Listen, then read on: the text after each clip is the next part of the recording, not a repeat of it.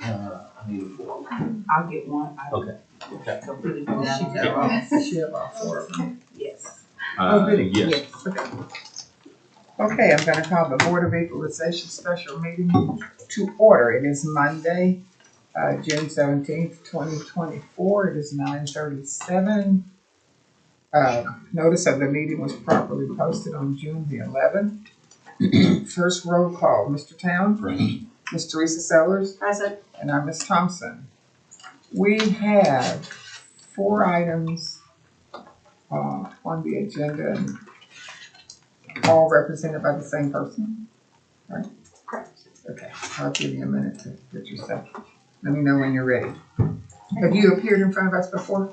Not Oklahoma County, but Oklahoma formal boards. Okay, this is how we do this. You've got all 4 of these, but we take them one at a time. We let you present first and explain to us why you would like to have us set the assessed value as you have requested in your paperwork. Then we will hear from the assessor, but we give you the final word. We don't decide today. Friday is our decision day. And then by mail, you'll be notified. You're in Texas? Yeah. So maybe Tuesday, Monday, Tuesday, you'll get the notice. Okay, so the first item on the agenda is BOE number 518, street address 12000 North MacArthur Boulevard, account number R191002020. My paperwork indicates that this is a 54-bed memory care on 4.88 acres. You would like to have us set the value at $4,800,000. The assessor has set the fair market value at $6,402,971. Okay, so you can tell us what you'd like for us to know. Okay. I wasn't sure how many copies to bring, so I have 6. Is that what you know? Is this something that you already presented with them? Yes, I have one supplemental for just kind of information, but it's basically the original that I sent in. I have the original, Okay, perfect. and they should have copies too. Okay, great, perfect. Okay, the issue on this property specifically was that it was a recent purchase. Oh. And the Oklahoma Assessor's Office, we talked about it in depth, and at the end of the day, agreed to disagree. Now, the one supplement that I do have, I would like to share, is to kind of go into why senior living is not appraised at the purchase price for real property. So can I give you this supplemental? Is that the same as what this stuff is? That's Bits and pieces of it, yeah. So I can just write up this if you have that. It's up to the board. Do you have any objection? No. Okay, sure. I'll pass. Okay. Is it the first one? Yeah. He's got the first one. Okay.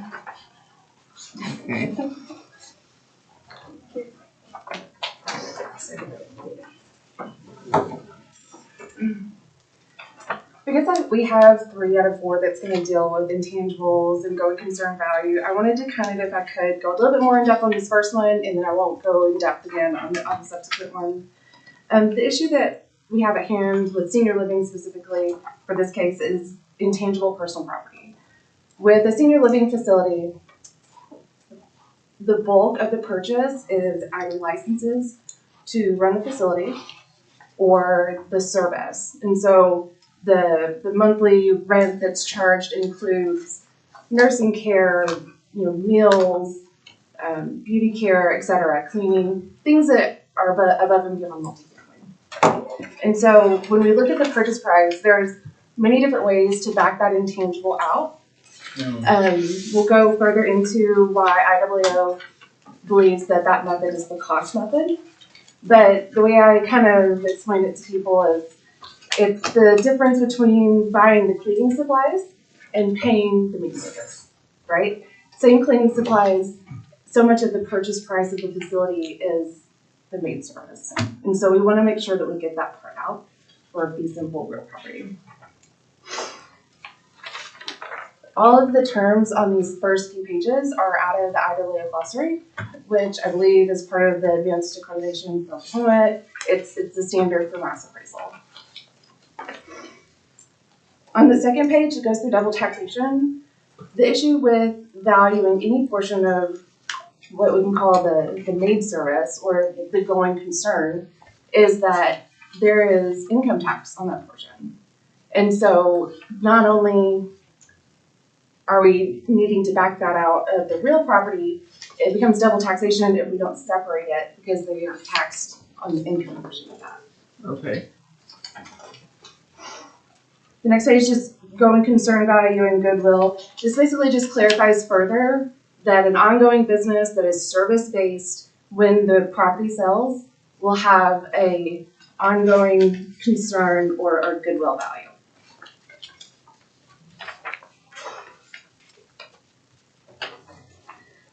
The next one is the business enterprise value. They basically all tie in together. The following is out of the Oklahoma tax code, and it's just clarifying that intangible personal property is not part of the fair cash value. And on the following page, this is for the income tax, and it clarifies that intangible is taxable there. So that ties back into the double taxation. We want to make sure we're not doing that. The following pages after that address specifically how to value senior living without including that intangible value. And this is out of IAA, which again is the standard for mass appraisal and used throughout Oklahoma. As you go through, it will basically say in summary, I won't read it to you, but we can go into more depth if needed, that because of the going concern, the most typical approach, the most approved approach through the courts is to use the cost system. Including in the price of our real property, personal property, intangible assets associated with the business along with licenses and permits that allow the facility to operate. All of that isn't taxable as real property.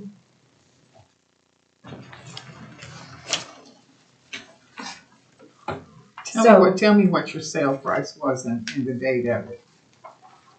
Because you said it was a recent. January of 23, and it was 8,094,000. That's correct, yes. Which is quite a bit more than either one of you all are asking. So The licenses alone are, I've seen, because we do these all over the country, I've seen people pay what would be typical for the market just to be able to acquire the license and then level the property. The license is the most valuable thing in the purchase. Wow. There are only so many licenses allowed per county. Yes. So there's a need base for the ability to even get the license. And so much of that is the license, but then on the other hand, it's the service, it's the ongoing concern of the value that's given through the service. are you able to And estimate so- what those values are? IAA estimates on assisted about 50%. So it tiers down. You have senior living, which is like senior active. That's closer to a multifamily. There are some additional, the real property averages around 73-75% of the purchase price. Assisted living, which includes memory care, is about 50%, and skilled nursing is in the low 30s as a percentage of the total purchase price be real property. Why is skilled nursing less? Because there's more service. It has, so assisted doesn't have the level of nursing care that Yes. a skilled nursing does. And so there is more ongoing concern, there's more charge for that level of care. And when people buy these facilities, Mm-hmm. they are looking at the overall income stream. And so those tend to be valued or be purchased for more because the income stream is more, but it's directly tied to the level of care that's more expensive. Okay, you have 54 beds. And what is your cost per, do you do a cost per bed? So what I did is just a straight Marshall and Swift cost approach. Okay. We take the sticks and bricks, I use the assessor's land value, added it to the Marshall and Swift cost approach. This is another standard, cost system. I think the Oklahoma County uses it, most assessors do. And I took the use as is, the age, it depreciates through all of Marshall and Swift. And I've got the 4.88 acres as $1,381,725, right? Yes. Okay, and you, that came from the assessor, that's what you put in there, but is that what the assessor said? Yes. Okay, so you didn't quite do a 50% back out from your purchase price, but it's getting pretty close. Right. So the cost comes in a little bit more than what the 50% would be. Right. And for argumentative purposes, I think it's close enough. Appraisal's not an exact science. It's Right. a lot of opinion and gray. I like the cost because I also ran an equity analysis, and the cost came in very close to the equity of its surrounding peers. So sales comp would not be something you would want to use? No. So you're using a price per square foot though, it looks like, or did you back into that price per square foot based off of the valuation? The 145 is out of Marshall and Swift. The 145 price per square foot? Yes. I know, just a minute, I was seeing one at 139.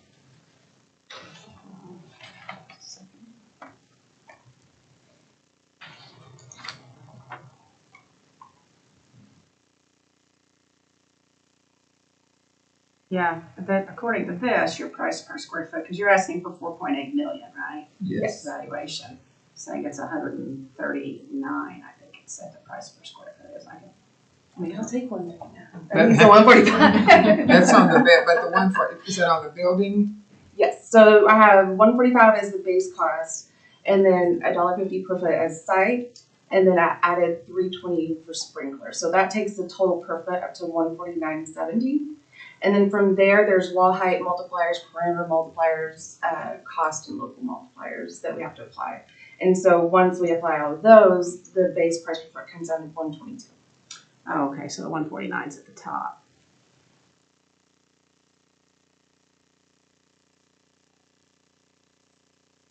Do you have any questions for her, Brett?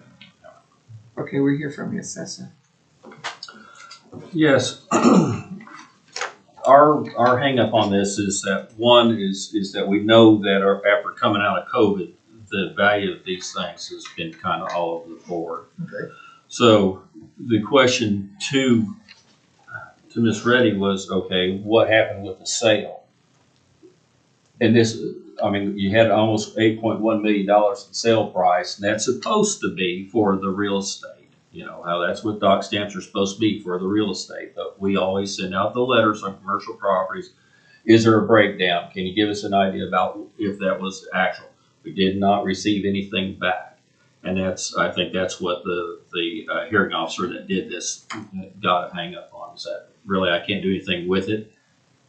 What's wrong with the sale price? We did believe that there was some personal property that was taken out, and so we did attempt to do something to it. But I think we have it on at our cost method, and it's market adjusted cost, not necessarily Marshall Swift. But that's it. We didn't have anything. If we had like maybe the sales contract that broke it all out, might have been able to have something more in that regard. But other than that, we just didn't have anything to do with this. So what did you back out to start with the 8 million and come down to the 6.4? I'm sure part of it was rendered personal property that was rendered on the third floor or in our personal property, and I think another one was just looking at maybe some other sales that took place, and just trying to make it fit with what we had in other properties. Okay. You have any questions, Susan? Yours is based off of the comp sales, right? No, ours was Well, ours was done on the cost approach. There's a market adjusted cost approach that's built into the system. So, that does look at sales to some degree, but we don't have any that are actually like assigned to it, whatever. But it's within the whole system. Well, we've had some hotel motel properties that have said, brand name is an intangible that we have to calculate in. Have we ever run across that in? I haven't. I or haven't seen enough of these to be able to tell you. I was looking at the equity comps grid that was right here. One of the ones that really stands out that I really have always questioned is this sale that took place for the one on South Bryant at Jasmine Estates. So they're not far from that Pelican Bay swimming place. Right. And that supposedly sold for $2.7 million. I mean, that is a really nice facility, and we've never been able to find out, what that sale was about. Do you know how many beds it had? It has 50. It was built in 2013. It's a real nice facility. The way that it sold, the way it did, just doesn't make any sense. I would strike that. Was there an adjustment? Because that's the one that's closest to size to this one. The rest of them have like more than 100 beds, right? 76, 152, 99, 120. Correct. And this is primarily a memory care facility. It's not blended. Well, It does respite. have assisted, but it's primarily memory. Most of them are the other way around. Yes. Primarily assisted with a memory Small, screen. right. This one's a little bit flipped, but the structure is the same. They just kind of close off those corridors. I didn't ask this question for you a while ago, but do you know what the licensing value is on this property? I don't, and when they purchase, and because I asked this question too, there's no allocation on the agreement because and that's why I included like pages out of IDLEO. I worked in Tulsa assessor's office for several years, and I know when I did my advanced accreditation, it was IDLEO. So when we get to something complicated like this, I want to go to a source that is reliable and that we all use. And the reality is they don't break it out because it is gray. It could be 52%, it could be 55, it could be 50. It could be a matter of, there's different methodologies. There's Rushmore method, there's this method. And so what this whole article does, and I had sent the whole thing previously, is it kind of takes all the different methods and opinions and averages them out. And so the 75, the 50, the 32, that's kind of the average of varying opinions. But they don't allocate it out otherwise. It wouldn't be fair to say, though, that same argument would apply to these other comparable properties, right? We're looking at the sale price, so it's the same. But you said that that's why you don't like. Right. So the assessor's office, from my understanding, has used a cost approach is what we use, but then they've added a market adjustment based on the sales. Mm-hmm.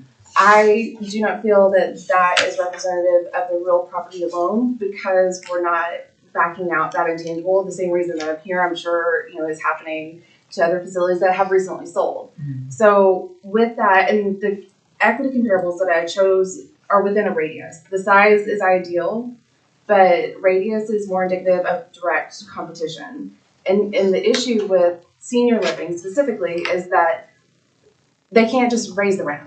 Right? They can't just increase what they charge. And so when the overhead costs become much higher, especially than your competing peers around you, you become struggling to keep your business.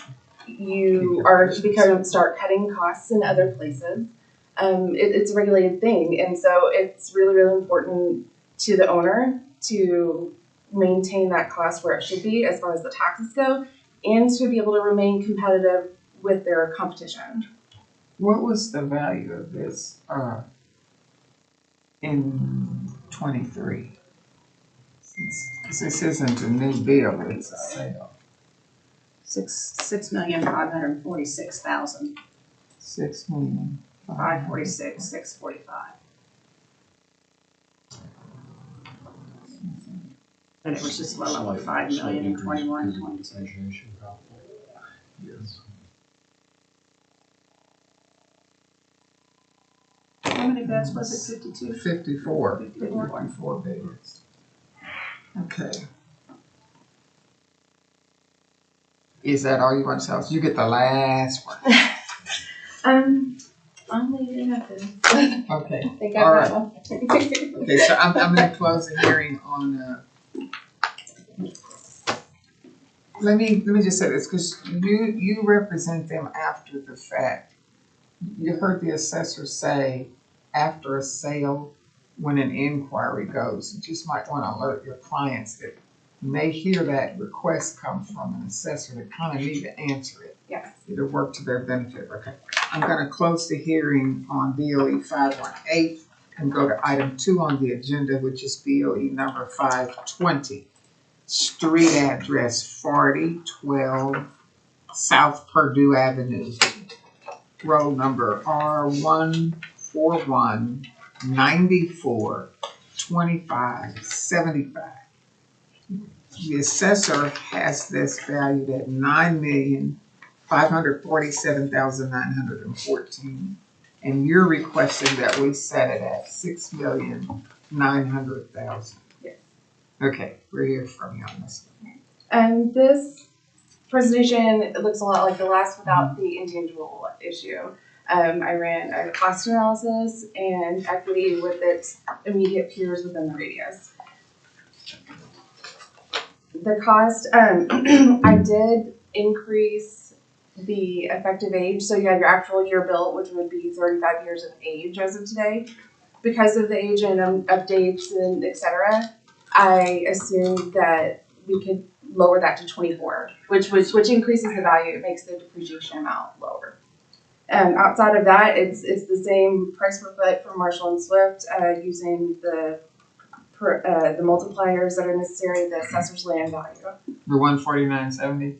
Yeah, the land value was 1.27 in addition to the cost analysis that I used. Yeah. But I mean, the cost per square foot, did you use $149.70? No, my base cost came out to $81.26. Oh, 81, okay. What kind of a facility is this one? It's a distribution center. Do you know what the vacancy rate is? It's owner occupied. Oh, okay.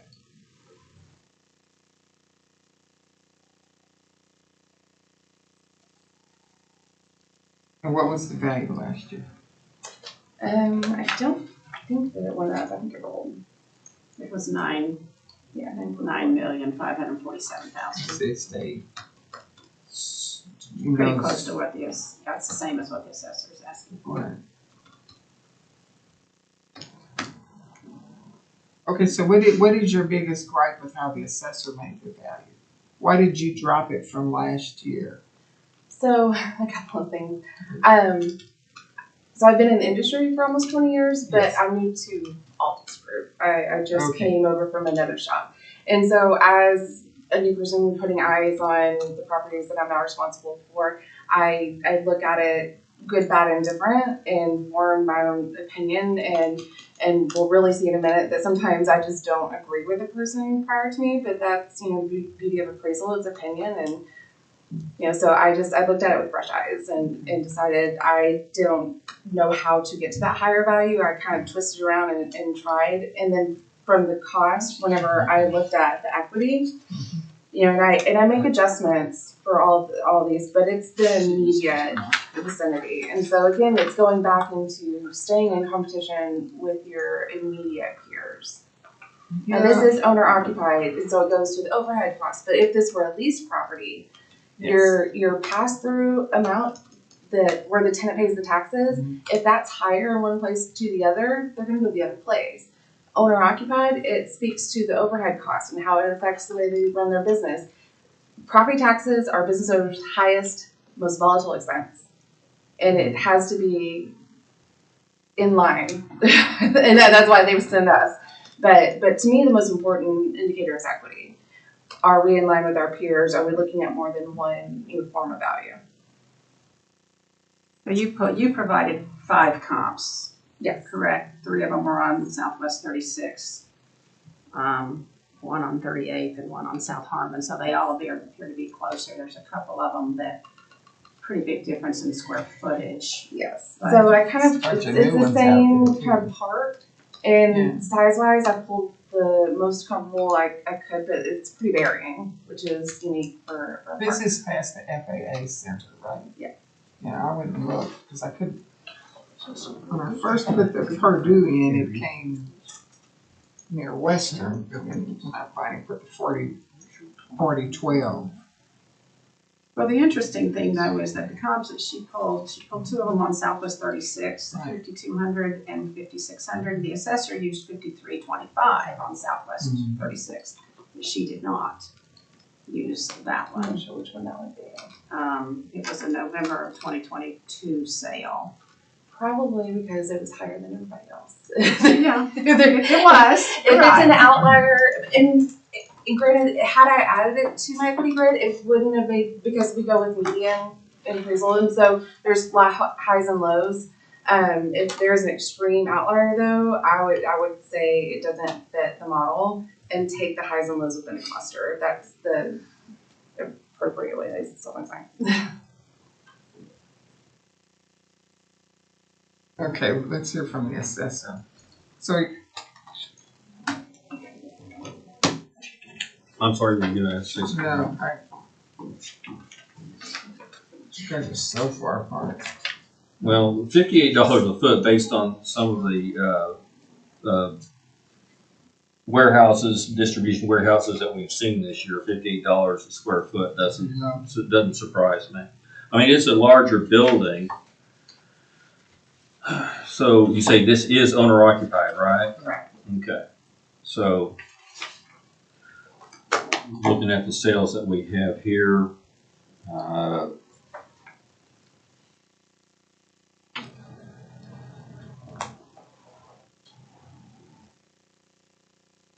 and I hadn't had a chance to look at where these things are or anything, but and one of them I don't really particularly care for. But Yeah, I didn't like the one on North Lincoln. Is that the one? Yeah. Yeah, I didn't either. Yeah. I So, but I was looking at our equity approach, you know, and one thing about this property, apparently they have room to expand because they have 21 acres where everything else is 8.25 acres, 11.25 acres, 4 acres, just under 5, just under 5. And so if you do a land to building approach, or if you make that calculation, the subject has a land to building ratio of 5.75, which is twice as much as any of the rest of them. If you look at the land to building ratio, you have 2.5, 2.5, under 2, under 2, and under 2. So that kind of drives the value of these things up, is when you have a bit of extra land to it. But it is, you know, it is part of the property. So that's one thing to think about. So looking at that, the $58 a foot still doesn't bother me at all. Nice facility right there along was the airport road that goes right there. I think they've been in that building for they may have built the building. They've been there since '89. Looks So like. what are you doing differently to account for the $3 million differential in what you guys are? I'm not understanding. Go to valuations. Let's see. Yeah, we had this one on in our income model. And so it was based on an income approach. That's what we did a couple of years ago with all of the, with most of the industrial properties, just like we had with offices and apartments and all of that. So that's where this value was derived. Did you consider her comps at all? Okay, I'm a little confused. It's an owner occupied. Right, but you still use an income approach on a whole universe of properties, whether it's owner occupied or not. You know, you can still do that. And you didn't because? Because So That's what I thought. That's I what mean, I said. ideally, we should look at all purchase value. Okay. Realistically, in an application, if I don't have enough income to build a model to apply a pro forma, and so if I had actual lease information, I'd be giving you that. But in order to build a pro forma and a model, I would need lease information, and sometimes I can find that on CoStar. But for this location, I didn't have anything, and so I guess my question or issue is, The land I kept the same. I didn't change that. Right. But if everyone in the park was put on an income model, the model would generally be the same, plus or minus maybe a couple of basis points on the cap rate, plus or minus a little bit on the rent for size and age, but we would be in the same range. So what I don't understand is why we're so far outside of the range of everyone around us if we're all in the same model. Well, it may not be in the same model. I mean, because we separate them out based on different qualities of buildings. You know, you look at that. But you can't do the income analysis on the other buildings because you don't know what that is, right? That's why we do it. That's why it's a mass basis on income. Well, I mean, we look at the income approach. We will look at sales too. Right. But you know, that's what I'm saying is that whether it's an industrial park or not, or an apartment complex, we're still running income approaches based on models, and whether it is owner occupied or for lease, it still is a viable approach to value. So what is the business in this building? This is McKesson, I think. McKesson is pharmaceuticals. This building. My husband is saying drugs, there's drugs. And I listed on this, I think the assessor's office has it as a warehouse, but on my cover sheet, I listed it as distribution. And then the comparables around it, you've got warehouse, mega warehouse, distribution, very similar in age. Mm-hmm. The thing about the models, if you have similar location, similar age, similar size, the values should be similar. And so mass appraisal methods mandate that we build models, whether it be by cost or market or income, and if done uniformly, that will tie directly into equity, and then that checks out. And so if we're applied to a model that's different than our peers, I have yet to see a reason why we should be. You have any questions for it? Teresa? No.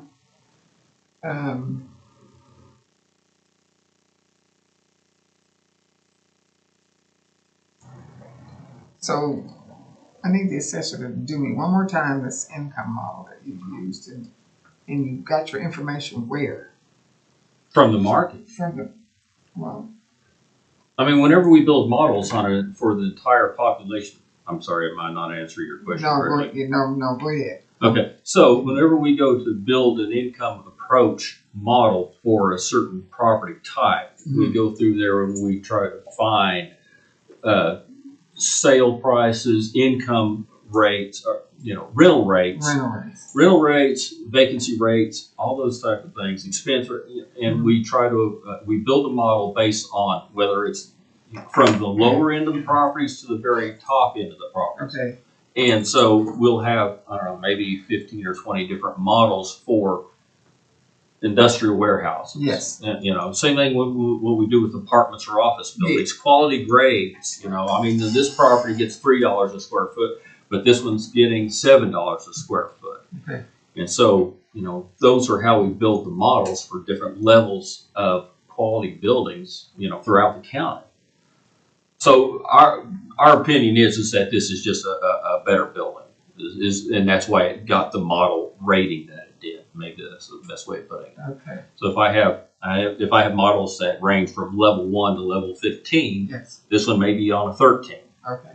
And I don't know about where the other ones were, or whatever. Maybe they didn't, from the information that I had, they were set down on a lower level. Okay, and your response to that is? So the way modeling works is exactly like that. We go kind of by like location, and then we fine tune it by grade, by class, etc. What I see a lot of times is when we're put in a higher part of the model, and I look at other properties that are in the lower part of the model, the difference isn't there.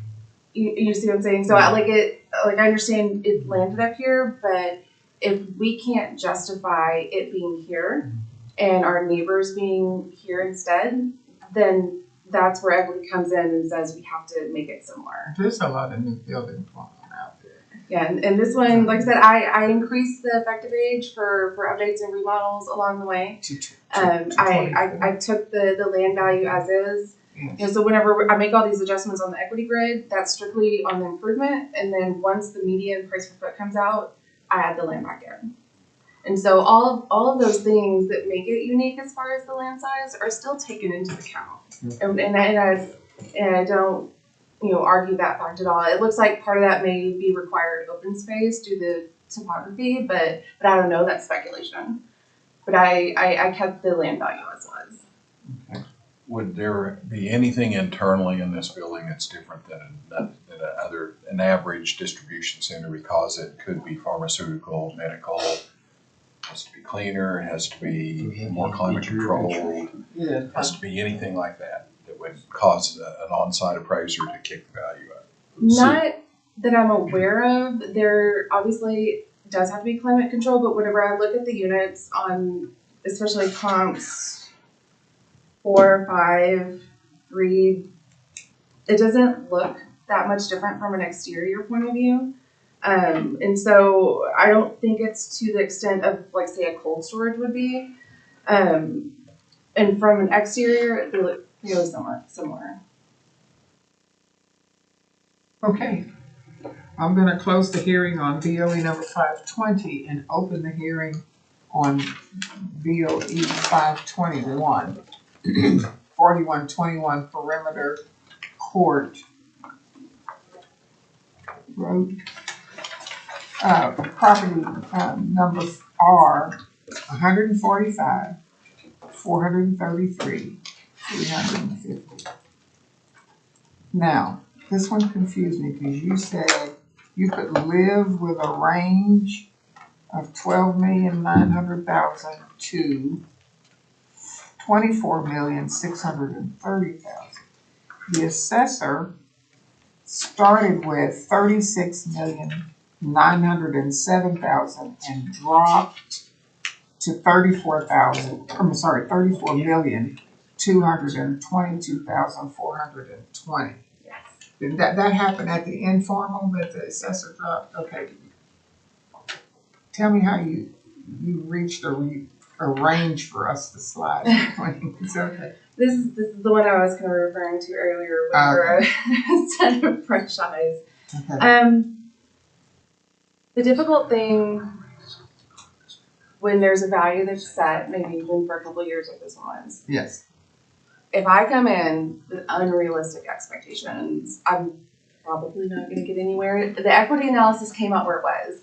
My goal was to work together because we are looking at such big numbers, and to sit down and look at it and say, I see what you're saying, you know, let's work together. That's always the intent and the goal. I ran the cost as was. Yes. And so those numbers are there. If it landed on the cost, I always go back to equity though, because there's only a handful of data centers in the county. Right. And when I looked at their peer properties as compared to ours, I had to double all of the equity comps just to get to the 12 million. Oh. I mean, I made the adjustments and I doubled it to get to 12 million. So we are so far above and beyond everyone else. And I believe the person before me, you know, I think presented something towards that higher number. Since then, that client has looked at some of the, especially one specifically, and is asking, what on earth did we do? There is, I'm going to point out one in particular. The one that's most comparable to, a little bit smaller. Interpolation indicates that smaller would be a little bit higher price per foot. Yes. Age is the same. This owner used to be the CEO of Tierpoint, the subject company. And he broke off with a couple of other guys and created this new. So this is not only their direct competition, there's a little bit of a, you know.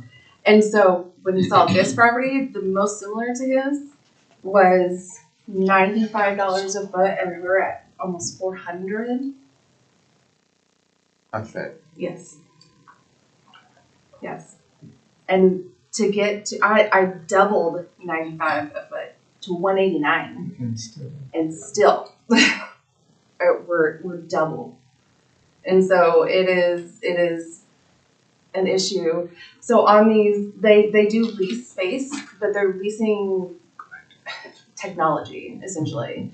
And so the bones of the building is focused on disaster prevention. So they're strongly built. It's focused on, Are these data centers? yes, temperature regulation.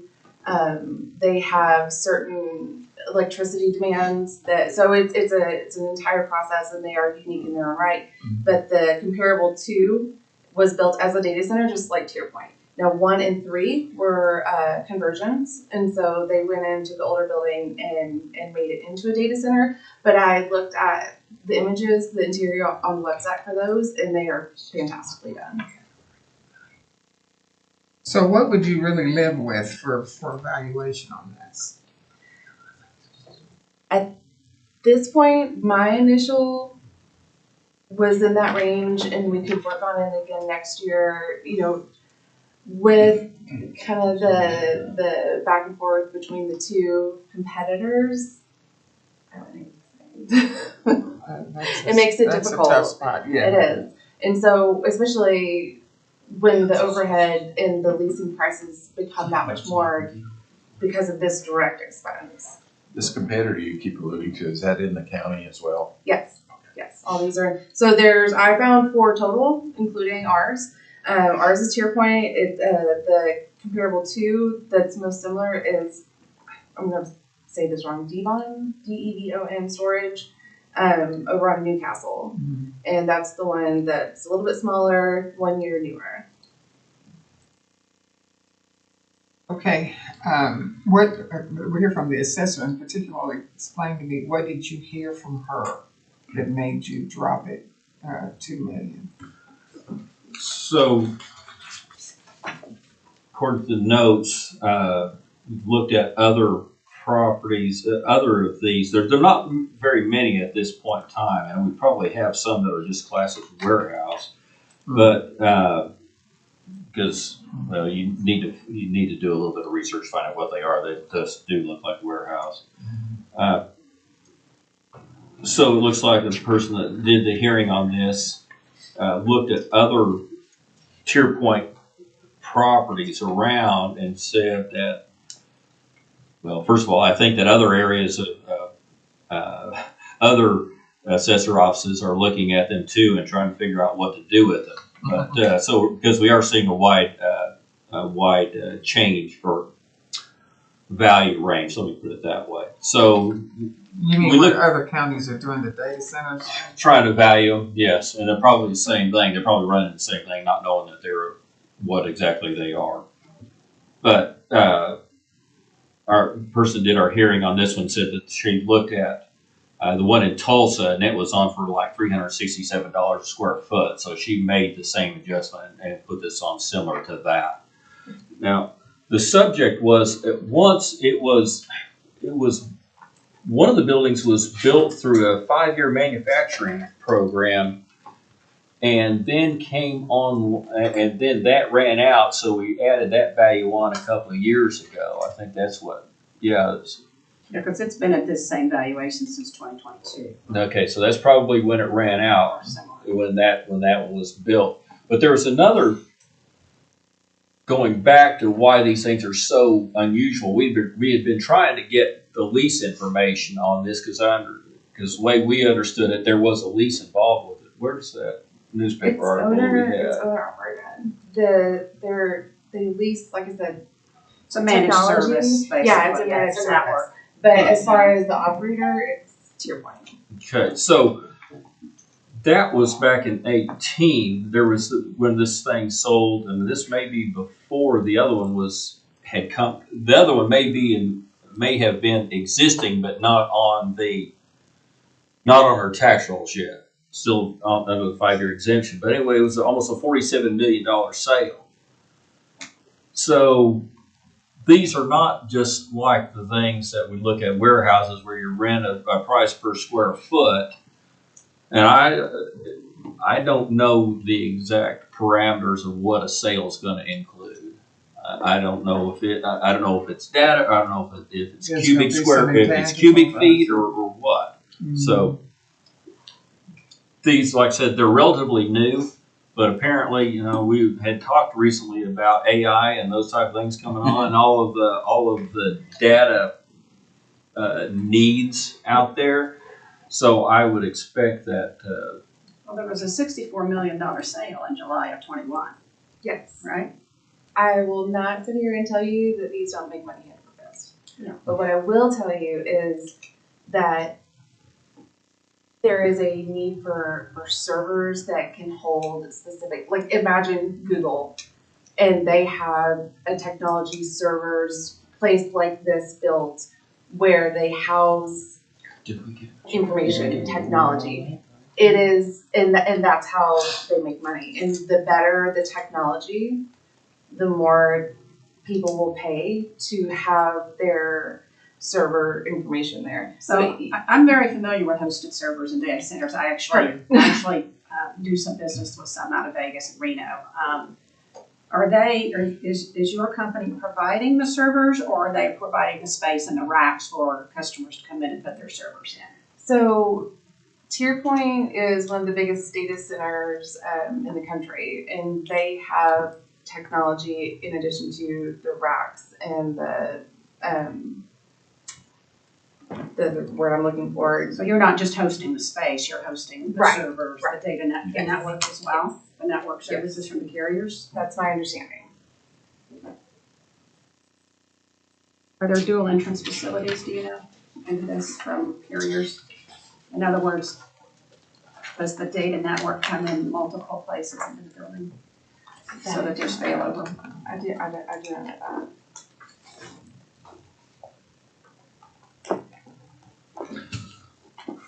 I was just gonna say, so I know these things are built to withstand an F5 tornado, and they have all kinds of backup generators in place and all that. So if that power goes out, this thing's coming right back on instantaneously. You know, I don't know what it actually costs to build the building. I don't have enough information to tell you about what sales equate to. You know, Well, Ted, did you answer me? In fact, I didn't get it if you did. What did she say to you during the informal that got you to go down the 2 minutes? that's what I say It was is a Tulsa. that looked she at re- comparable in she Tulsa. looked at other Tier Point properties around in Arkansas, Kansas, Tennessee, and then she found the one in Tulsa that was on for about 367 square foot, and that was the number she used just to make it more comparable to another one in the state. But there was one in Little Rock for 272 square foot and one in Lenexa at 133 a square foot. Oh, what's so cheap? I don't know. That's like I said. Maybe they didn't know what it is. Or maybe it's just a warehouse and it's not a bunker type. Right. I don't know. We might, I would have thought that if it said Tier Point on the side, that it probably was similar to this building right here. But I don't know. I can't. Okay, I can't now, speak to this that. is gonna sound really wacky.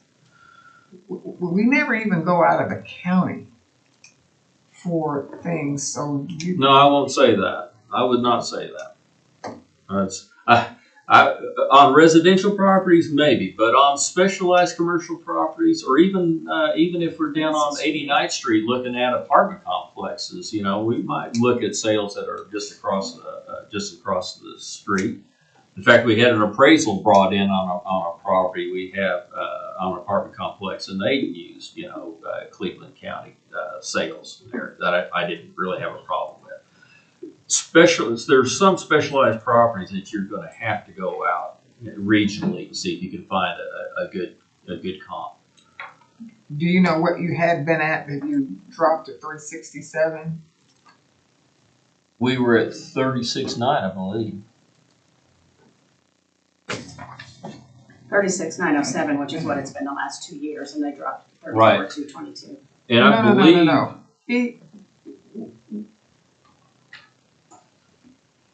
What did you say when you looked at Tulsa? You then did what? I thought it was 367. 367.12 per square foot was what Tulsa came in at. Yeah. I'm double checking that because I And I protested Tulsa. asked- It did get lowered, but 367. And what did you start out per square foot before you did dropped to 367. Now per square foot, I'd have to look at that. 'Cause I don't- That was my question. Okay. Because we were at 36907. We have. I know total the price square was foot from on that. 36.9 to 34.222, but I was asking, he got down there Four because hundred and nine, 81. So the price that was in place too, also, I think, was in 22. 21 was less than 10 million. Well, Yeah, it was 4.7 Yeah. million, and I was Yeah. curious what caused it to go from 4.7 million to The 36 purchase. million. The purchase. Okay, so it was the 2021 sale Right. that caused it to go up. But the thing going back to that is, one, we have to use models, mass appraisal methods. Two, it is largely intangible. Three, even if the assessor went and increased the competition to the level that ours is at, they are capped, and we are in no way gonna be able to catch up to be in a competitive range with our direct competition. And that is crucial to the owner. There you go. Also, like I said, Oh, I'm gonna double check on Tulsa, but I worked that, I built that, I got it lowered. And the price per foot doesn't sound exactly correct, because that is a conversion from, it's downtown, largely office space. Help me understand why you're not naming your direct competition here. It's on here. Those are the comps Yeah, that you used. yeah, in so here. I Okay. pulled, it's a tech site, and these four are the only ones that were listed as data centers in the county. I mean, it's not something there's a lot of, but whenever we're looking at equity, a comp set of 3 is good. I mean, it's decent. 5 is ideal, but there's nothing wrong with 3. So the comparable to the Devon storage is the one that's most similar. And Devon Devon. Energy Records. Thank you. Okay. Thank you. You're like, what's Devon? Devon. This is the one where he broke off from, to your point, and started a new company, built a new building. I mean, they're very, very similar. So it's Devon Energy. Devon. Record store, but theirs is record storage, where yours is a data center, which is a big difference. I have your answer. So Okay. our previous value of 36,907,000 yes, was 409, just under $410 per square foot. Right. Now it is at $380 per square foot even. oh, not 367. No, that's what I said. That's That's what right. her note was. That's what she based it on, but I think she just evened it out. Okay. Yes, and that's what it says in her note right here. It decided to lower this count 380 to be closer to what Tulsa is at per square foot. And where did you put for square foot? Did you So the put higher 400? no, the higher number is directly out of Marshall and Swift cost. Yes. And I included those pages, I believe. Yeah, run it as good. And so what that comes out to 273 a foot. Quite a bit of acreage, 14 acres. And again, on this one, I took the land as is. So in order to, because there's 2 structures on this property.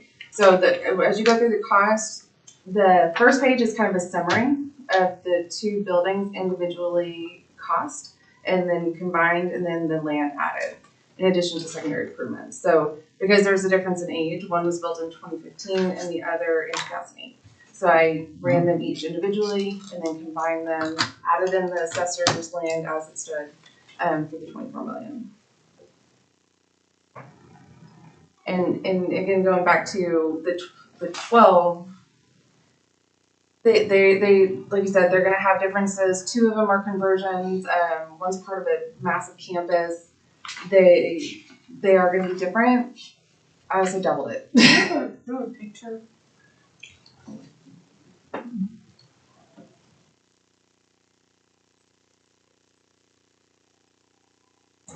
See if you have anyone that's under construction.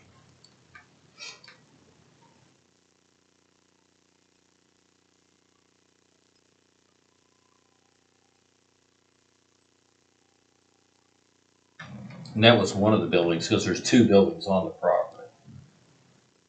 Maybe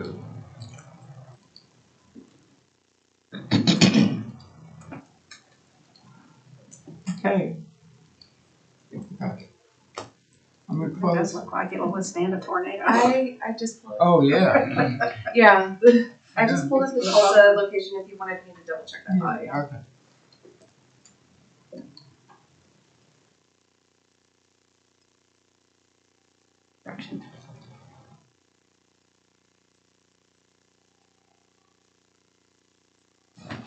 I don't have anything else. So the total value on this Tulsa location is 10,638,600. There is 29,000 square feet, much smaller. That math in my head. It's 10 million. You say that was a building that was rebuilt or retrofitted? No, they have two in Tulsa. 29,000 square feet. 367. So she was right. We also have, what's our total square footage? For the subject property. 90,000 square feet. Mm. So 10 to 90, like, there should be some interpolation for size in there. If, I don't agree with that methodology, but at the very least, we should have some interpolation for size if that's the route that's gone. Okay. Okay, I'm gonna close 521, and the last item on our agenda is BOE 522, street address 8300 North May. Property number R 087342420. You're requesting 3,620,000. The assessor began with 5,946,773 and landed at 4,719,086. Okay. Tell us about this building. So this is another senior facility and an interesting one. Let's see.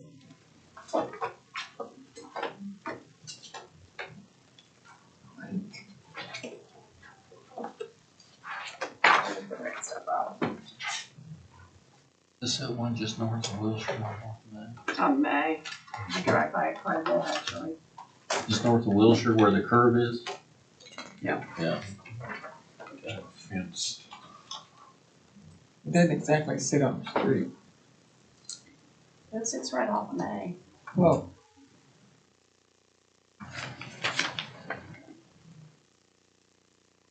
Bigger than I thought it was, though. I only see it from the front.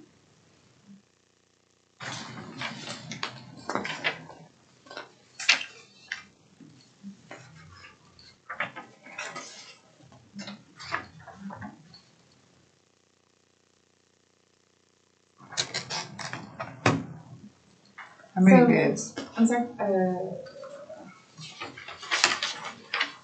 66. So it's gonna sound a little bit like I'm talking out of both sides of my mouth on this one, but let me explain. So this property was purchased in 2022. Mhm.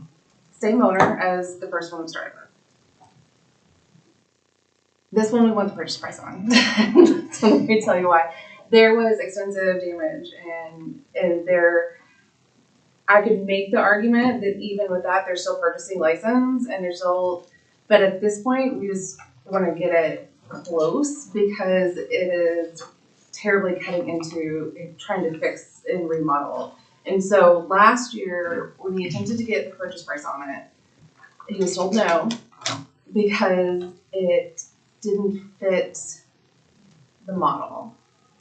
So And the purchase price was? 2.7. Right. So this year, came in and my statement was agree or disagree with what was done last year. There's since been a building permit taken out for construction and improvements, which speaks to the lower than assumed should be purchase price. And so at this point, what I'm asking for is to take the 2.7, the purchase price, and add in, so cost and equity come out 3.5, 3.6. And What that, was the permit that was pulled? What was the value of the I think it permit? was that a pulled? 1.9. Okay.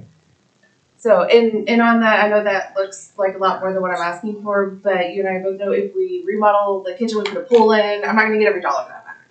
And so there's gonna be things that are gonna pay off with time, there's gonna be immediate improvements, and putting that into account and then tying in with cost and equity seems like a fair place to land. What was the damage? You said there's extensive damage? I think it was deferred maintenance. He just said it wasn't well kept.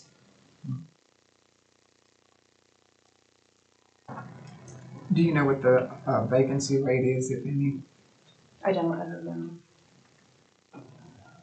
So Any was that the subsidy? reason for the low price? Because it sold in 2015 for 9.5 million, and then in 2022 for 2.7. Yes. And that was what was said. Yes, it is lower than expected, but there's deferred maintenance, there's things we're gonna have to do. And that, for whatever reason, like I said, I wasn't here then, did not go as expected. So since then, I think the picture is pretty clear. Yes, that was the reason. Yes, they're doing the work on it. And so at this point, we're brought back up to its typical for the market. So we're running a cost as is, and equity comes right in line with cost. When was the permit taken in? December 23, I believe. Okay, let's hear from the assessor, and the first question's gonna be if you know about the permit before you set the value.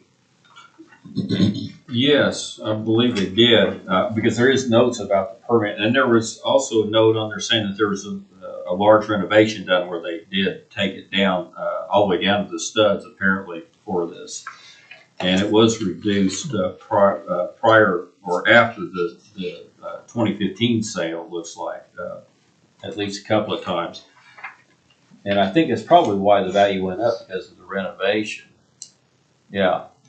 And so anyway, the appeal was made, and at that point in time, the market value was $5,946,000. They did listen to a lot of what Ms. Reddy was talking about, and so they did drop the value down to the $4,719,000, which is the $71,500 per room. So they did go ahead and make some adjustments based on what it was, or to get it more in line with other properties.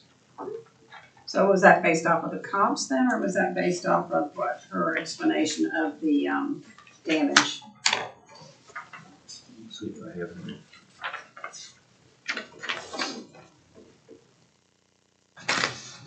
It does look like he looked at some sales comps that took place. Now we're gonna talk about how we don't do sales. So yes, it does look like he looked at 3 different sales. Yeah. And they were, and his average sale price on those were about $72,600, and so that's A where, room.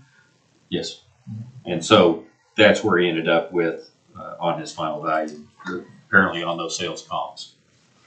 So it's a real hard pill to swallow when your purchase price isn't taken. It's known it's taken down to studs. Now this isn't old, it was built in 2010. So there's clear deferred maintenance. We don't get the improvements on top of the original purchase price still because of purchase prices from other locations. That's the hard pill for the owner to swallow, and this one was, I'm glad we did this one last. Did they not take the sale price into consideration at all? Probably not, because they looked at the 2015 and said, well, what's wrong with this? I mean, that's one of those things. Sometimes, you look at the sale price and it looks too high, it doesn't look reasonable, so we don't always take that. Yeah, Same thing happens on the low end. They knew they remodeled it though, not right? They knew they took it down to the studs. Right, which Right. is why that's why the increase came back. It didn't go up to what the previous sale price was.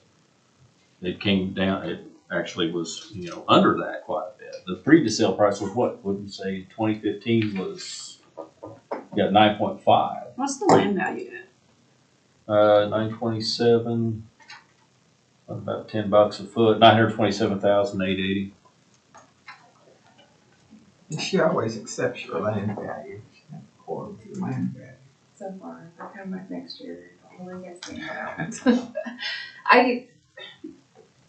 To go back to the 2015 sale, when I see a jump like this, to me, it's an immediate red flag that something's wrong with the property. And again, I wasn't here last year, but we can now see we have the rest of the pieces of the puzzle to be able to, we should be going back and say, we should have put it at 2.7 because that was reflective of the condition at the time of the purchase. And we didn't do that because it didn't fit other sales that didn't have those conditions. And so he's already had 1 year in of not getting the value that he's supposed to. And then on top of not taking that purchase and putting him within equity and cost, which is how everything else is valued, we're still going above and beyond. So the price per bed, I go within a radius because that's your immediate competition. And on the equity, it's a price per bed basis. If there may be, I have no doubt 2-3 of them that sold for a large amount, but we've already gone through that, and it's not reflective. And if I go back and say, well, they wouldn't take your purchase price for other purchase prices because they didn't like yours, but they like these, it doesn't work. It's not consistent, and it's not standards. This is the one we were looking at earlier. I would say this, is that, again, we did mail out a sales letter in December 22. Had they come to us and said, hey, look, we've got, we have mildew, we have water damage, we have something going on here that explains the sale price, I'm sure we would have taken that into account. Well, the good news is, while we can't fix the past, we can do it right now. Was this disputed last year? Possible. I mean, it was December 2022 sale, so it would have been pretty recent if you did, but There was a hearing last name up year, there. there was. Did we get it? Yes. And where did we set it at? 23, so Doesn't look like you changed it. So it's the same as what it was in 22, I $5,172,000. don't think he ended up coming I don't formal. think we had anything. We didn't come to a court. But it Did you all says, settle that in the informal? What? it says BOE denied 6/29 and 23. What's the one below that then? The one below it was our informal hearing upstairs. So it ended up at the 5946? The board set it at 5946? And is that what you had it at the year before? The board set it at $5,172,000. Blake's nice for that. What does denied mean? Hmm? What does denied mean? We didn't do what's the Well, Except the lower value. yeah, you did not change the value at the formal hearing. If it was $5,000,001, you left it at that. that was your predecessor. Yeah. Okay. So we're 47 and 36. How is the remodeling coming along? Is it complete? I just saw a note up there that said it was. And he didn't say otherwise, he would have mentioned otherwise, so that is my understanding. You'd be talking about deferred maintenance and everything, but when you take a building down to the studs and you pull all the flooring, there's something wrong besides deferred maintenance. That's correct. In this, I don't want to say it in public, but there's a big issue That here, probably or says there was a low. big issue here. There was water stands in that area. That was cool. Yeah. Okay. All right. Which could be a form of obsolescence on your cost. Just saying. But your permit was pulled really late. Okay. Neither one of you have anything further on I 520? did want to look and see when confirm when the permit was pulled. She said December. Didn't you? That was my understanding. That looks like maybe August.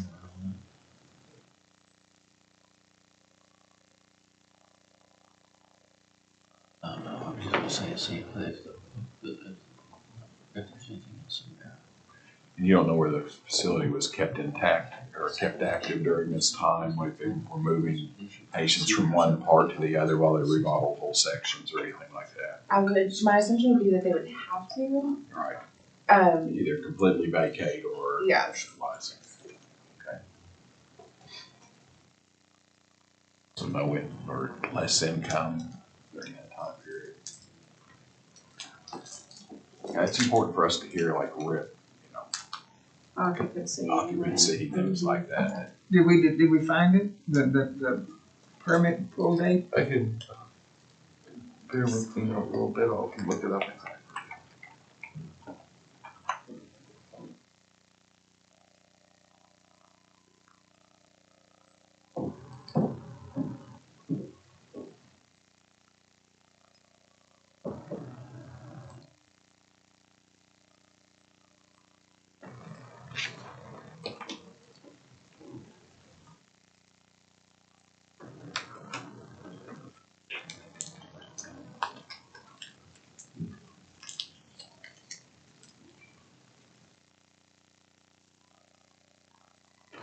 May? Looks like that's the first one, I think. It started in May of 23, and then what's the March of 24? There's still another permit? That's the certificate of occupancy. Oh, the COE. So COE. Was the building actually closed down? The whole thing, was the building all closed down? he did not say it was closed down, but there were portions of, I think that. Wings, probably. But when he purchased it, it was already in a condition that the occupancy was either very low or non-existent. Okay. Which is why I said we can use this separate from this one, just this one time. Okay. All right. We'll meet on Friday. I appreciate your time very You much. guys gonna get on the road? You drove from where? From Dallas? Dallas. Yeah. I don't know We what hit was the Friday happening traffic. with the airports yesterday, but the first one was supposed to leave, it was still a late flight, 9:20, but then it got pushed to almost midnight. And so I rescheduled, there was a 10:30, and then it started getting pushed, and I was like, you know what, I'm just gonna drive. Oh, you were supposed to fly. I've done that before. I landed in Dallas and not taken that last flight to Oklahoma City because they canceled. I just ran a car at this point. Exactly. move to adjourn. Adjourn. Any more comments? Any more questions? No? Thank you for your Okay, time. entertain an adjournment. Move to adjourn. I'll second. All in favor? Aye. See you guys Friday.